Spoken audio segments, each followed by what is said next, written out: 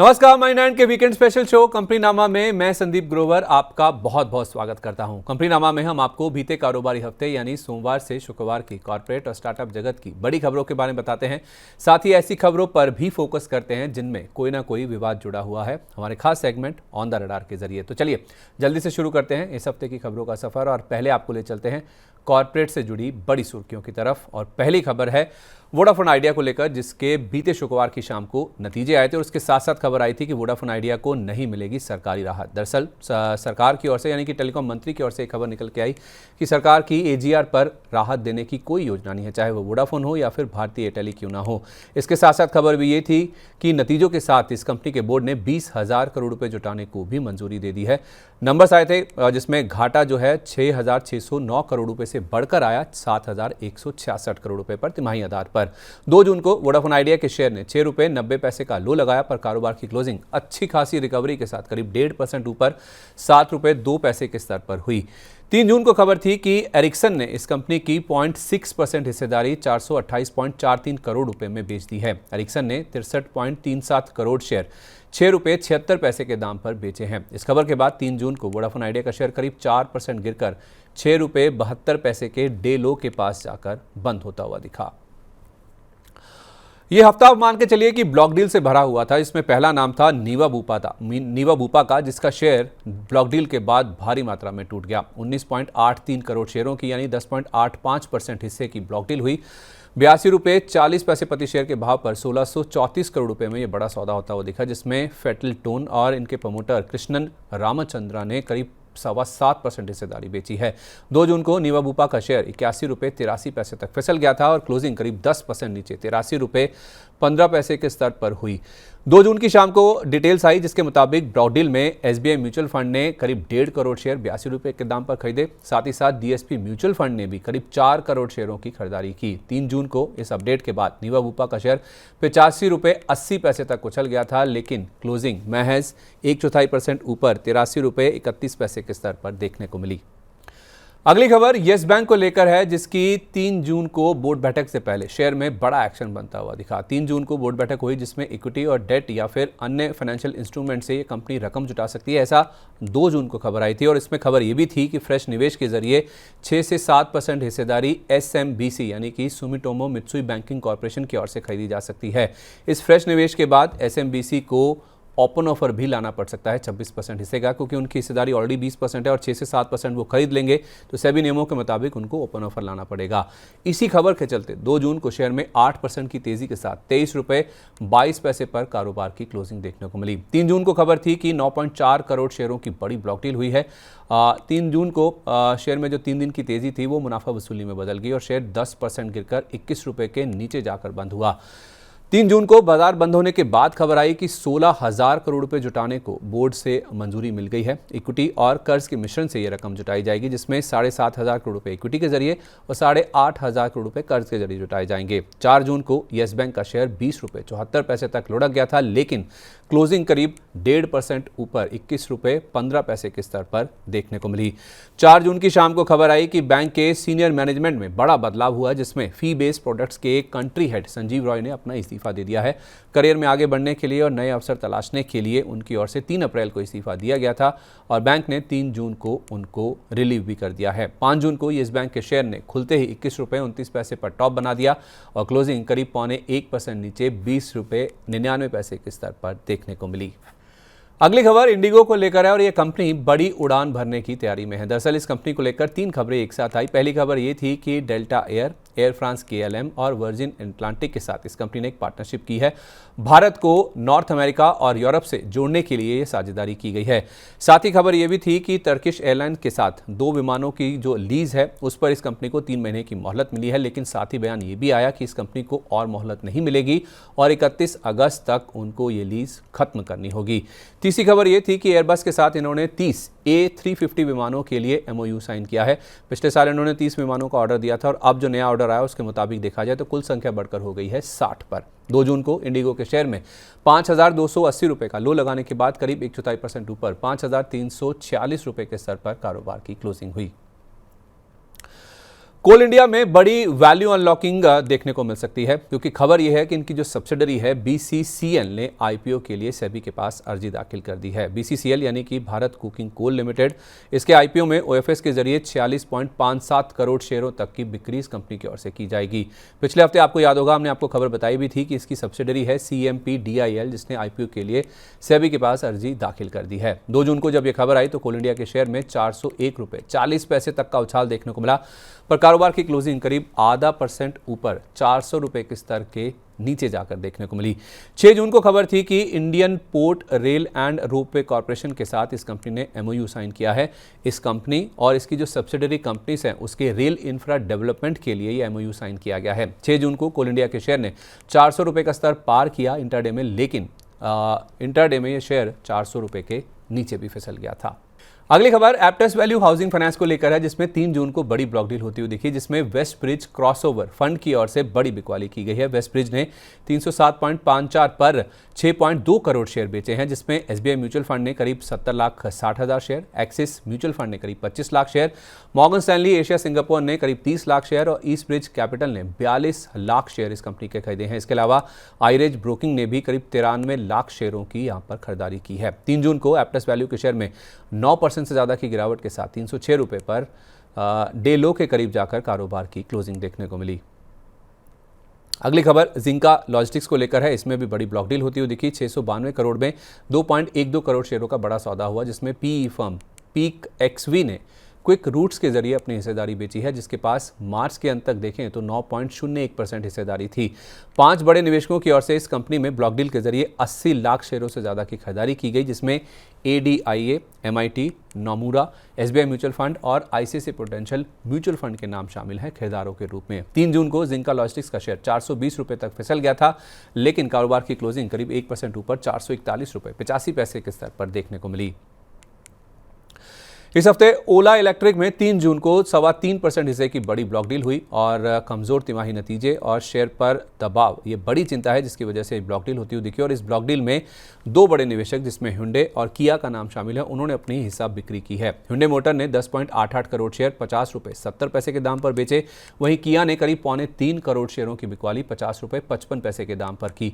इस block deal में interestingly city group ने 8.6 करोड़ शेयर 50 रुपये 55 पैसे के दाम पर खरीदे भी थे। 3 जून को ब्लॉक डील के बाद शेयर में उतार चढ़ाव बढ़ा और करीब 7.5% नीचे 49 रुपये 61 पैसे पर कारोबार की क्लोजिंग देखने को मिली। अगली खबर ITC को लेकर है, जिसमें GQG पार्टनर्स ने अपनी हिस्सेदारी बढ़ाई है। उन्होंने अपनी हिस्सेदारी बढ़ाकर करीब 5.5% पर कर ली है। गौरतलब है कि बैट की ओर से जो पिछले हफ्ते 2.5% हिस्सा बिक्री की गई थी, उसके बाद GQG पार्टनर्स की ओर से इस कंपनी में हिस्सेदारी बढ़ाई गई है, जो कि भरोसा दिखाता है इस कंपनी को लेकर इंस्टीट्यूशन इन्वेस्टर्स की ओर से। 3 जून को ITC के शेयर में 421 रुपये 70 पैसे तक का उछाल दिखा, पर क्लोजिंग करीब आधा % नीचे 417 रुपये के स्तर पर देखने को मिली। उग्रो कैपिटल ने अपने राइट्स इशू की डिटेल्स जारी कर दी है। इन डिटेल्स के मुताबिक राइट्स इशू का जो प्राइस है वो 162 रुपये प्रति शेयर तय किया गया है। इस कंपनी की राइट्स इशू के जरिए 400 करोड़ रुपए जुटाने की योजना है। 5 जून इसकी रिकॉर्ड डेट तय की गई थी और 13 से 20 जून के दौरान ये जो राइट्स इशू के शेयर हैं उनको जारी किया जाएगा या फिर आवेदन किया जा सकता है उनके लिए। 3 जून को यूग्रो कैपिटल का शेयर 185 रुपये 80 पैसे के डे हाई पर खुला, लेकिन करीब 2.5% नीचे 179 रुपये 22 पैसे पर बंद होता हुआ दिखा। HDFC बैंक की सब्सिडरी कंपनी का IPO आने वाला है और इसका नाम है HDB फाइनेंशियल, जिसके लिए इस कंपनी ने सेबी के पास अर्जी दाखिल की थी और इसको मंजूरी भी मिल चुकी है। इस IPO के जरिए HDB फाइनेंशियल की 12,500 करोड़ रुपए जुटाने की योजना है, जिसमें से 2,500 करोड़ रुपए का फ्रेश इशू होगा और OFS में 10,000 करोड़ रुपए के शेयर बेचे जाएंगे। आपको बता दें कि HDFC बैंक के पास HDB फाइनेंशियल की 94.36% हिस्सेदारी है। 4 जून को HDFC बैंक के शेयर में करीब 0.25% ऊपर 1,939 रुपये 50 पैसे के स्तर पर कारोबार की क्लोजिंग हुई। इस हफ्ते टाटा टेक्नोलॉजीज के शेयर में भी ब्लॉक डील होती हुई दिखी। करीब 86 लाख शेयरों या करीब 2.1% हिस्से की बड़ी ब्लॉक डील होती हुई दिखी, जिसमें TPG राइस ने इस ब्लॉक डील के जरिए अपनी हिस्सेदारी बेची है। 4 जून को जब यह ब्लॉक डील हुई तो टाटा टेक के शेयर में 752 रुपये 50 पैसे तक गिरावट के बाद करीब 0.1% नीचे 761 रुपये 45 पैसे पर कारोबार की क्लोजिंग देखने को मिली। इंडीजीन में कुछ बड़े निवेशकों की एंट्री हुई है। दरअसल हुई यहां पर भी ब्लॉक डील थी। 2.53 करोड़ शेयरों की यहां पर ब्लॉक डील होती हुई दिखी 1504 करोड़ रुपए की रकम में। 594 रुपए पर प्रति शेयर के भाव पर 10.56% हिस्सेदारी ने हाथ बदले हैं। 4 जून को इंडिजीन के शेयर में 585 रुपए 65 पैसे तक फिसलने के बाद 4% नीचे 594 रुपए 50 पैसे पर कारोबार की क्लोजिंग हुई। 4 जून की शाम को डिटेल्स आई, उसके मुताबिक कार्लाइल ग्रुप ने 4 जून को अपनी पूरी 10.2% हिस्सेदारी इस कंपनी में बेच दी। 591 रुपए 2 पैसे से 591 रुपए 84 पैसे की रेंज में ब्लॉक डील के जरिए हिस्सेदारी बेची, जिसमें 5 निवेशकों की ओर से 627 करोड़ रुपए में करीब 4.5% हिस्सेदारी खरीदी भी गई है। इसमें यूएस की कंपनी है ईस्ट ब्रिज कैपिटल ग्रुप, जिन्होंने निवेश किया है। इसके अलावा फ्रांस की society general, pi opportunities, AIF जो कि अजीम प्रेमजी की समर्थन वाली कंपनी है, और उसके साथ साथ सुनील सिंघानिया के अबैकस एसेट मैनेजर का भी इन निवेशकों में नाम शामिल था। जिसके बाद 5 जून को इंडिजीन के शेयर में 614 रुपए तक के उछाल के बाद हल्की बढ़त के साथ 591 रुपए 50 पैसे पर कारोबार की क्लोजिंग हुई। इस हफ्ते एबी फैशन के शेयर में भी ब्लॉक डील हुई, जिसके बाद शेयर 52 वीक लो तक लुढ़क गया था। 4 जून को 6.2% हिस्से की बड़ी ब्लॉक डील हुई। 79 रुपए 50 पैसे पर फ्लिपकार्ट ने अपनी पूरी 6% हिस्सेदारी 582 करोड़ रुपए की रकम में बेच दी है। जिसके बाद 4 जून को इस शेयर ने 73 रुपए 10 पैसे का 52 वीक लो टच किया और करीब 10.5% नीचे 77 रुपए 8 पैसे पर उस दिन कारोबार की क्लोजिंग हुई थी। इस हफ्ते कोफोर्ज के शेयर में बड़ा एडजस्टमेंट होता हुआ दिखा। 4 जून ये दिन था जब 1:5 के स्टॉक स्प्लिट की रिकॉर्ड डेट थी और उसमें स्टॉक में एडजस्टमेंट होता हुआ दिखा। कंपनी का जो एक शेयर है वो 5 शेयरों में विभाजित हो चुका है, जिस वजह से कई लोगों को अपने पोर्टफोलियो में 80% का घाटा भी नजर आया था। लेकिन हुआ यह है कि एक शेयर को 5 शेयरों में बांट दिया गया है। 5 मई को आपको बता दें कि बोर्ड ने 1:5 के स्टॉक स्प्लिट को मंजूरी दी थी और 4 जून को 1694 तक फिसलने के बाद कोफोर्ज के शेयर में करीब 1.5% ऊपर 1723 रुपए 50 पैसे पर कारोबार का अंत देखने को मिला। रेलटेल से ऑर्डर मिलने के चक्कर में टेक्नो इलेक्ट्रिक के शेयर में इस हफ्ते जबरदस्त एक्शन दिखा। दरअसल टेक्नो इलेक्ट्रिक को रेलटेल ने मैनेज सर्विस प्रोवाइडर के रूप में चुना है। नोएडा में एक 10 मेगावाट का डेटा सेंटर प्रोजेक्ट है, जिसके लिए इस कंपनी को सर्विस प्रोवाइडर के रूप में चुना गया और उसका एक्शन 4 जून को शेयर में दिखा भी। 4 जून को टेक्नो इलेक्ट्रिक के शेयर में 5.25% की मजबूती के साथ 1539 रुपए के स्तर पर कारोबार की क्लोजिंग देखने को मिली। सेंट्रल बैंक की इंश्योरेंस सेक्टर में एंट्री हो चुकी है। दरअसल इस बैंक ने फ्यूचर जनरली इंडिया इंश्योरेंस का करीब 25% हिस्सा खरीदा है। 451 करोड़ रुपए की रकम में इन्होंने 35.06 करोड़ शेयर इस कंपनी के खरीदे हैं, जिसके लिए इनको आरबीआई, सीसीआई और इरडाई जैसे जो रेगुलेटर्स हैं उनसे मंजूरी भी मिल चुकी है। माना जा रहा है कि इस हिस्सा खरीद के जरिए बैंक के इंश्योरेंस सेक्टर में एंट्री की मंशा है। जब ये खबर आई तो 5 जून को सेंट्रल बैंक के शेयर में 39 रुपए 90 पैसे तक फिसलने के बाद करीब 0.25% ऊपर 40 रुपए 48 पैसे पर जाकर कारोबार की क्लोजिंग हुई। चांदी में चमक से इस हफ्ते हिंदुस्तान जिंक का शेयर दौड़ता हुआ दिखा। इस हफ्ते चांदी की कीमत रिकॉर्ड ऊंचाई पर पहुंच गई। चांदी ने घरेलू मार्केट में 1,04,000 रुपए प्रति किलो से ज्यादा की भी ऊंचाई को छुआ। ग्लोबल मार्केट्स में भी चांदी $34.87 के 12 साल के हाई पर पहुंचती हुई दिखी। चांदी के उत्पादन से जुड़ी हुई एकमात्र कंपनी है ये लिस्टेड स्पेस में, जिस वजह से 5 जून को हिंदुस्तान जिंक के शेयर में 6% से ज्यादा की बढ़त के साथ 496 रुपए 40 पैसे पर डे हाई के करीब जाकर क्लोजिंग हुई और 6 जून को तो शेयर ने 500 रुपए का लेवल भी पार कर लिया था। जीआरएसई का शेयर नई ऊंचाइयां छूता हुआ दिखा इस हफ्ते में। इस हफ्ते शेयर ने 3,532 रुपए 20 पैसे का रिकॉर्ड हाई छुआ। एक महीने में शेयर करीब 80% और इस साल यानी कि 2025 में अब तक 110% यानी 2 गुना से ज्यादा का रिटर्न दे चुका है। एमओयू साइन कर रही है ये कंपनी और खबर ये आई थी इस हफ्ते में कि जर्मनी की कार्टसन रेडर के साथ इस कंपनी ने मेमोरेंडम ऑफ इंटेंट यानी कि एमओआई साइन किया है। जी हाँ, आपने सही सुना, एमओआई साइन किया है। 4 मल्टीपर्पज वेसल्स के कंस्ट्रक्शन के लिए ये एमओआई साइन किया गया, जिसके बाद 5 जून को जीआरएसई के शेयर में करीब 0.25% ऊपर 3,415 रुपए पर कारोबार की क्लोजिंग देखने को मिली। डेक्कन गोल्ड माइंस के शेयर में इस हफ्ते चमक बढ़ती हुई दिखी। इनकी एक सहयोगी कंपनी है जियो माइसूर सर्विसेज, जिसको एपीपीसीबी से मंजूरी मिली है। एपीपीसीबी यानी कि Andhra Pradesh pollution control board. Jonnagiri gold project के लिए इनको कंसेंट टू ऑपरेट यानी कि सीटीओ मिला है और प्रोजेक्ट से सालाना 750 किलो गोल्ड का उत्पादन होने का अनुमान है जब यह पीक प्रोडक्शन पर होगा। 5 जून को शेयर में 14.3% तक का उछाल देखने को मिला और करीब 0.10% ऊपर 163 रुपए 70 पैसे पर कारोबार की क्लोजिंग देखने को मिली। ओएफएस की खबर से डायमंड पावर में इस हफ्ते भारी उठापटक देखने को मिली। दरअसल 6% तक हिस्सा बिक्री के लिए ओएफएस लॉन्च होता हुआ दिखा, जिसमें प्रमोटर मोनार्क इंफ्रा पार्क्स और जीएसईसी ने अपनी हिस्सेदारी बेची है। 2.1 करोड़ शेयरों यानी कि 4% हिस्से का ये बेस ऑफर था। ओएफएस का फ्लोर प्राइस 95 रुपये तय किया गया था, जो कि उस समय के क्लोजिंग प्राइस से 12% के डिस्काउंट पर था। 6 जून को ये रिटेल निवेशकों के लिए खुला था और 5 जून को जो नॉन रिटेल निवेशकों का हिस्सा था उसमें 4.5 गुना से ज़्यादा का रिस्पांस देखने को मिला। उसके बाद 5 जून को डायमंड इंफ्रा के शेयर में ओएफएस के चलते कमजोर शुरुआत के बाद 15% तक की रिकवरी हुई। शेयर 116 रुपये 80 पैसे तक भी उछला था और बाद में करीब 2% नीचे 105 रुपये 80 पैसे के स्तर पर जाकर बंद हुआ।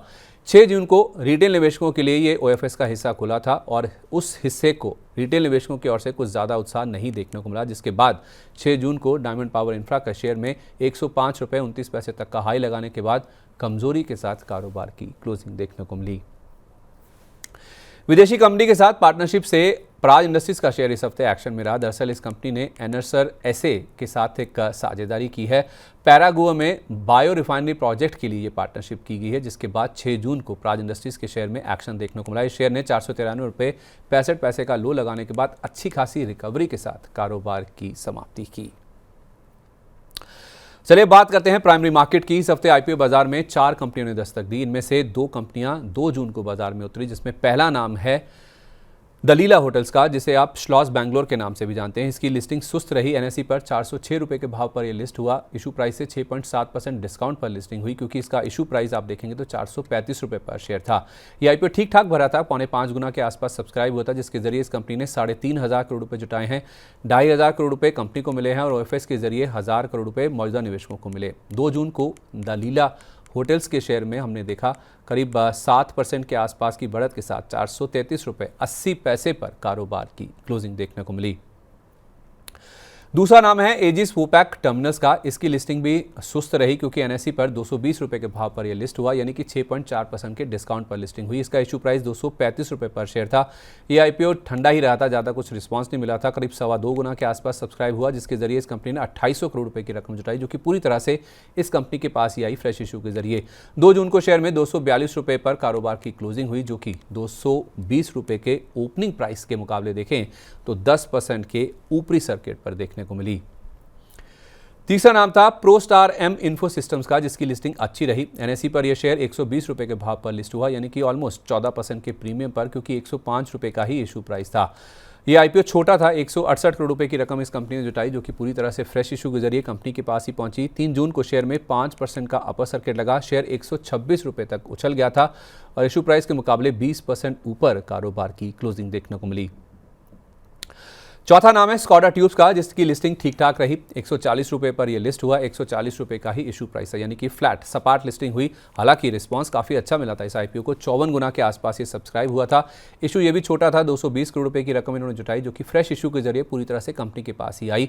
4 जून को फ्लैट लिस्टिंग के बाद शेयर 135 रुपये 10 पैसे तक फिसल गया था, पर बाद में 5% का अपर सर्किट लग गया और 147 रुपये के स्तर पर जाकर कारोबार की क्लोजिंग देखने को मिली। तो ये थी बीते कारोबारी हफ्ते की कॉर्पोरेट जगत से जुड़ी बड़ी सुर्खियां। चलिए अब रुक करते हैं कॉर्पोरेट जगत की ऐसी खबरों का जिनमें कोई ना कोई विवाद जुड़ा हुआ है। आपको ले चलते हैं हमारे खास सेगमेंट ऑन द रडार की तरफ और बढ़ते हैं पहली खबर की ओर, जो कि एम्फोसिस से जुड़ी हुई है। बड़ा ग्राहक होने की वजह से इस हफ्ते एम्फोसिस का शेयर टूटता हुआ दिखा। कंपनी का तीसरा सबसे बड़ा ग्राहक कंपनी ने गंवा दिया है, ऐसी रिपोर्ट निकल के सामने आई। और ये ग्राहक का नाम है फेडेक्स, जो कि कंपनी के सबसे पुराने ग्राहकों में से एक है। आपको बता दें कि जेपी मॉर्गन और चार्ल्स श्वाब ये कंपनी के 2 सबसे बड़े ग्राहक हैं और फेडेक्स, जो कि तीसरा नाम है, उससे इस कंपनी के आय का करीब 8% के आसपास का हिस्सा आता है। और ये कंपनी इस साल के अंत तक रिपोर्ट के मुताबिक फेडेक्स के साथ अपना जो कारोबार है, जो एग्रीमेंट है, वो खत्म कर सकती है। 2 जून को एम्फोसिस के शेयर में 6.25% तक की गिरावट रही। शेयर 2,386 रुपये 70 पैसे तक फिसल गया था, लेकिन बाद में रिकवरी हुई और शेयर करीब 2.5% नीचे 2,494 रुपये 80 पैसे के स्तर पर जाकर बंद हुआ। पतंजलि आयुर्वेद ने इस हफ्ते एक बड़ी सफाई जारी की। उनका ये कहना था कि एमसीए से जांच को लेकर इस हफ्ते उनको कोई सूचना नहीं मिली है। इनफैक्ट उन्होंने ये भी कहा कि कानूनी सलाहकार इस संबंध में उचित कार्रवाई को लेकर जांच भी कर रहे हैं।